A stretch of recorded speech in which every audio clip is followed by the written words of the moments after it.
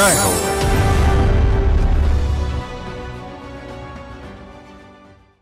ఆశను ప్రేరేపించిన, ఆశాజ్యోతి వెలిగించిన, ఊహాశక్తిని రగిలించిన ఉపాధ్యాయుడే. అమ్మఒడి తొలిబడి అయినా విద్యార్థి బుద్ధి వికసించేది గురువు చెంతనే. అలాంటి మా మంచి మాస్టారు నిజామాబాద్ జిల్లాలో ఇటీవల ఉద్యోగ విరమణ చేసిన చర్లపల్లి గంగాధర్. చిన్నప్పుడే కంటిచూపు పోయింది. అయినా అధైర్యపడక పట్టుదలతో చదువుకొని ప్రేరణా శక్తిగా మారారు. ఉపాధ్యాయుడిగా విద్యార్థుల జీవితాలకు విజ్ఞాన జ్యోతి అయ్యారు.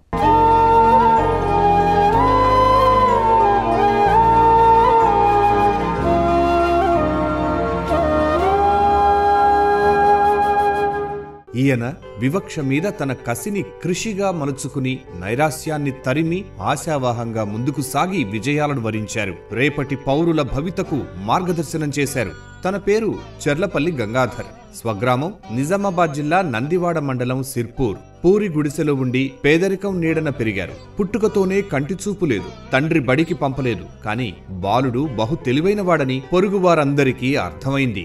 ఈ విషయం విన్న ఇద్దరు ఉపాధ్యాయులు ఇంత తెలివైన పిల్లాడిని తప్పక బడికి పంపించండి అని గంగాధర్ తండ్రి ఎల్లాగౌడ్కి నచ్చజెప్పారు. అలా గంగాధర్ బడిలో చేరాడు. తరువాత ఇక చరిత్రే.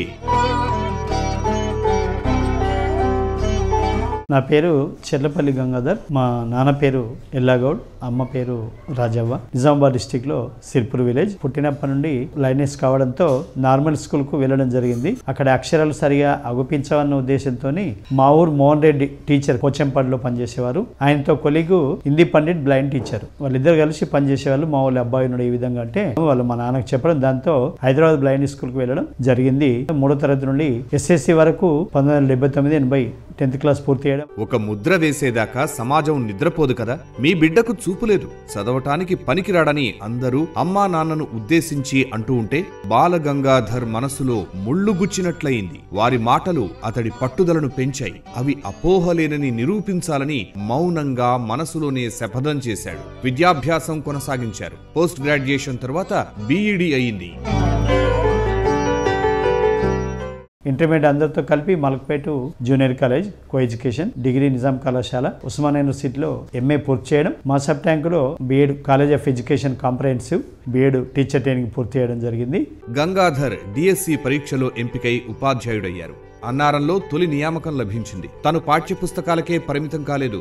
భారత రామాయణ గాథల్లో బుల్లి కథలను పిల్లలకు చెప్పేవారు. కవిత్వం చెప్పినా, పద్యం ఆలపించినా ఆయన శైలి విశిష్టం. గంగాధర్ 3.5 దశాబ్దాల పాటు వివిధ పాఠశాలల్లో పనిచేశారు. అంతరిక్షరణి జయించింది చదువు, అవనిలోన విజ్ఞానం కలిగించే చదువు, చదవాలిరా ఎన్ని ఆటంకాలు వచ్చినా.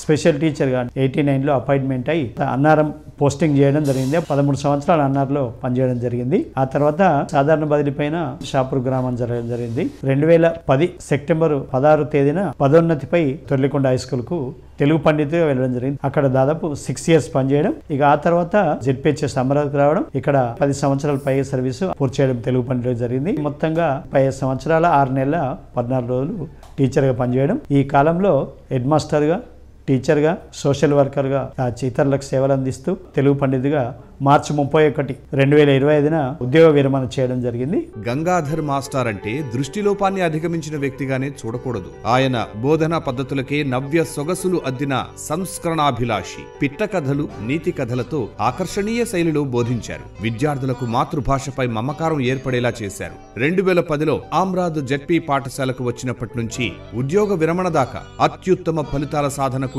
ఎనలేని కృషి చేశారు. తనదైన ముద్ర వేశారు.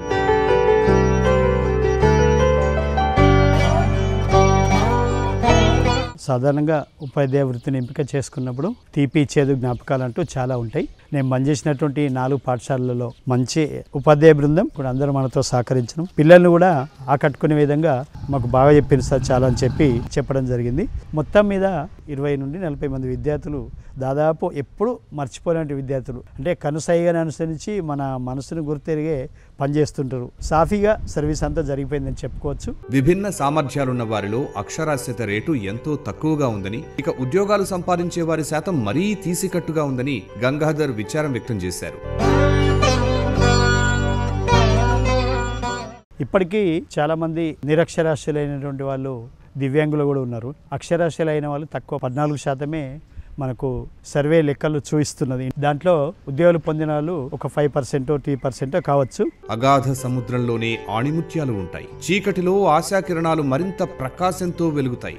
వేలాది విద్యార్థులకు పాఠాలే కాకుండా వ్యక్తిత్వ వికాస పాఠాలు బోధించారు గంగాధర్. ఉత్తమ శిక్షణతో క్రమశిక్షణతో తీర్చిదిద్దారు. భిన్న సామర్థ్యాలున్న తమను తాము చిన్నబుచ్చుకుని ఇంటికే పరిమితం కారాదన్నది గంగాధర్ మాస్టారు సందేశం. సమాజానికి ఆలోచించే ప్రయత్నం చేయాలా. దృష్టి లోపం కానీ ఏ లోపమున్నా సరే దాని ఒక లోపంలాగా భావించొద్దు. శారీరకంగా అందరికీ ఐక్యూ ఒకటే. దాన్ని వెలికి తీసే ప్రయత్నం చేయాలా. వాళ్ళు ముందుకొచ్చి సమాజంలో వాళ్ళకు వాళ్ళు బతకగలిగే స్థాయికి రావాలి. చాలా మంది దివ్యాంగులు ఇళ్లల్లో మగ్గుతూ హోములలో ఉంటూ మేమేమి చేయలేమని చెప్పి వాళ్ళ జీవితం అక్కడే గడిచిపోయే స్థాయి ఉంది. అటువంటి స్థాయికి రాకుండా నేను అందరినీ కాళ్ళు లేవో కళ్ళు లేవో చేతులేవో అని భావన లేకుండా నేను ఏం చేయగలను, సమాజానికి ఆలోచించే ప్రయత్నం చేయాలా.